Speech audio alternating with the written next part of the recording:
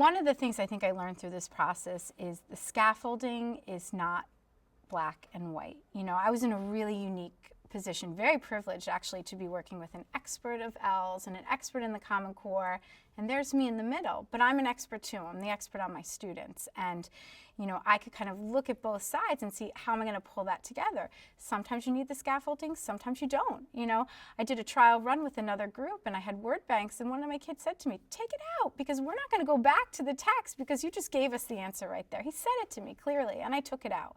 But in other places it was necessary. And you know, also knowing my students and knowing that two-part questions, they don't always answer completely. I put a scaffold in when it was a two-part question, but other questions didn't need that. So I think it's just, it doesn't have to be black and white. You look at your students, you look at, you know, what you know about them, you look at the difficulty of the text, of the question itself. So you really have to just be very mindful of what you're doing. It's definitely not a one-size-fits-all.